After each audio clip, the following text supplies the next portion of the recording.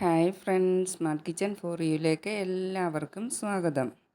ഇന്ന് നമ്മൾ തയ്യാറാക്കുന്നത് വഴുതനങ്ങ വെച്ചുള്ള ഒരു മോരുകറിയാണ്. വലിയ പണിയൊന്നുമില്ലാതെ നമുക്ക് വളരെ പെട്ടെന്ന് തയ്യാറാക്കി എടുക്കാൻ പറ്റിയ ഒരു കറിയാണ് ഇത്. ചോറിന് ഈ ഒരു കറി ഉണ്ടെങ്കിൽ മറ്റ് കറിയുടെ ഒന്നും ആവശ്യമില്ല. അത്രയ്ക്കും ടേസ്റ്റി ആയിട്ടുള്ള ഒരു കറിയാണ് ഇത്. നിങ്ങൾ ഇതുവരെ തയ്യാറാക്കിയില്ലെങ്കിൽ ഇതൊന്ന് തയ്യാറാക്കി നോക്കണം കേട്ടോ. വഴുതനങ്ങ ഇഷ്ടമില്ലാത്തവർക്ക് പോലും ഈ കറി ഇഷ്ടപ്പെടും കേട്ടോ. ഇതിനായിട്ട് ഞാൻ മീഡിയം സൈസിലുള്ള 2 വഴുതനങ്ങയാണ് എടുത്തിട്ടുള്ളത്. കഴുകിയെടുത്ത വഴുതനങ്ങ നമുക്ക് കഷ്ണങ്ങളാക്കി മുറിച്ചെടുക്കാം. തീരെ നൈസായിട്ട് അരിയാതെ കുറച്ച് കട്ടിക്ക് വേണം ഇത് അരിഞ്ഞെടുക്കാൻ. ഇങ്ങനെ വട്ടത്തിൽ തന്നെ അരിയണമെന്നൊന്നുമില്ല, നിങ്ങൾക്കിഷ്ടമുള്ള ഏത് ഷേപ്പിൽ വേണമെങ്കിലും അരിഞ്ഞെടുക്കാമേ. ഞാൻ വഴുതനങ്ങ മുഴുവനും ഈ ഒരു കട്ടിക്കാണ് അരിഞ്ഞെടുത്തിട്ടുള്ളത്. ഇങ്ങനെ 2 വഴുതനങ്ങായി നമുക്ക് അരിഞ്ഞെടുക്കാം. അരിഞ്ഞെടുത്ത കഷ്ണങ്ങളെല്ലാം ഒരു ബൗളിലേക്ക് ഇട്ട് കൊടുക്കാം.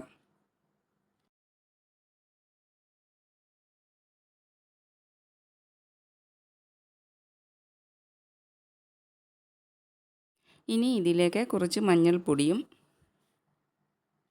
1 ടീസ്പൂൺ എരിവുള്ള മുളക് പൊടിയും 1/2 ടീസ്പൂൺ കാശ്മീരി മുളക് പൊടിയും ചേർത്ത് കൊടുക്കുന്നുണ്ട്. ഇത് വഴുതനങ്ങയ്ക്ക് ഒരു കളർ കിട്ടുന്നതിന് വേണ്ടിയാണ് കാശ്മീരി മുളക് പൊടി ചേർത്തത്. ഇനി ആവശ്യത്തിനുള്ള ഉപ്പും കൂടി ചേർത്ത് കൊടുക്കാം. കുറച്ച് വെള്ളം കൂടി ഒഴിച്ചു കൊടുത്ത് ഇതെല്ലാം ഒന്ന് മിക്സ് ആക്കിയെടുക്കാം.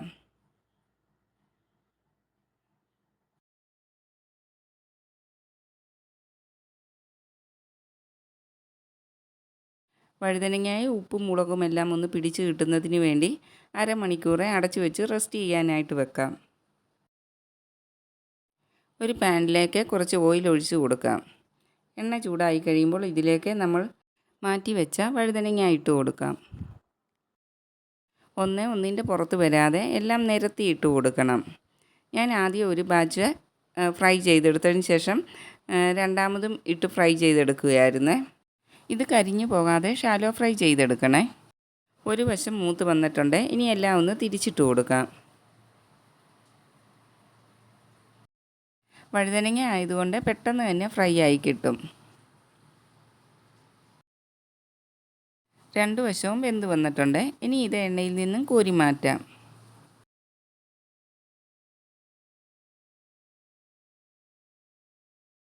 അടുത്ത ബാച്ച് വഴുതനങ്ങയും കൂടി ഇട്ട് ഫ്രൈ ചെയ്തെടുക്കാം. അടുത്തതായിട്ട് ഒരു മൺചട്ടിയാണ് ഞാൻ എടുത്തിരിക്കുന്നത്. അതിലേക്ക് കട്ടകളൊന്നുമില്ലാത്ത 1/2 കപ്പ് തൈരാണ് ഞാൻ ചേർത്ത് കൊടുക്കുന്നത്. വെള്ളമൊന്നും ചേർത്ത് കൊടുക്കാത്ത നല്ല കുറുകിയ തൈരാണ് എടുത്തിരിക്കുന്നത്. ഇതിലേക്ക് തൈരിന് ആവശ്യമായ ഉപ്പ് ചേർത്ത് കൊടുക്കാം. ഉപ്പ് ചേർത്തിട്ട് ഒന്ന് മിക്സ് ആക്കി കൊടുക്കാം.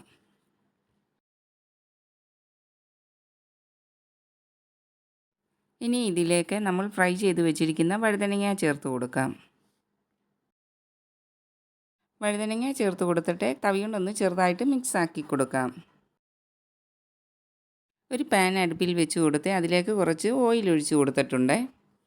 കുറച്ച് കടുക് ഇട്ട് കൊടുക്കാം. കടുക് ഒന്ന് പൊട്ടി വന്ന ശേഷം ഇതിലേക്ക് കുറച്ച് ചുവന്നുള്ളി അരിഞ്ഞതും 2 വറ്റൽമുളകും കുറച്ച് കറിവേപ്പിലയും കൂടി ചേർത്ത് കൊടുക്കാം. ഉള്ളിയും കറിവേപ്പിലയും മുളകും എല്ലാം ഒന്ന് നല്ലവണ്ണം മൂത്ത് വരണം. അതുവരെ നമുക്ക് ഇളക്കി കൊടുക്കാം. കടുക് താളിച്ചതെല്ലാം മൂത്ത് വന്നിട്ടുണ്ട്. ഇനി ഇതിലേക്ക് 1/4 ടീസ്പൂൺ ഉലുവ പൊടിയും കുറച്ച് മുളക് പൊടിയും കൂടി ചേർത്ത് കൊടുക്കാം. സ്റ്റൗ ഓഫ് ചെയ്തതിന് ശേഷം മാത്രം പൊടികൾ ചേർത്ത് കൊടുത്താൽ മതി. ചൂടായ എണ്ണയിൽ കിടന്ന് ഇത് മൂത്ത് കിട്ടിക്കോളും.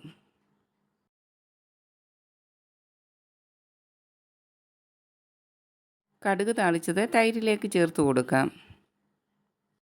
കടുക് താളിച്ചത് കറിയിലേക്ക് ചേർത്ത് കൊടുക്കുമ്പോൾ മുളക് പൊടിയും കൂടി ചേർത്ത് കൊടുത്തിരിക്കുന്നതുകൊണ്ട് കാണാൻ തന്നെ നല്ല ഭംഗിയാണ്. താളിച്ചത് ചേർത്ത് കൊടുത്ത ശേഷം വഴുതനങ്ങയൊക്കെ ഉടഞ്ഞു പോകാത്ത രീതിയിലൊന്ന് മിക്സ് ആക്കി കൊടുക്കാം.